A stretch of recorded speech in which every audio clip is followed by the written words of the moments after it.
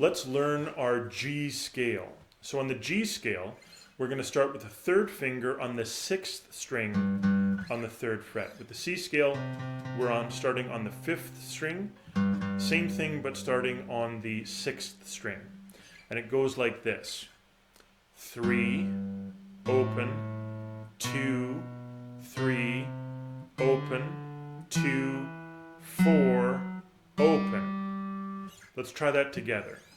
2, 3, 4, 3, open, 2, 3, open, 2, 4, open. Good work.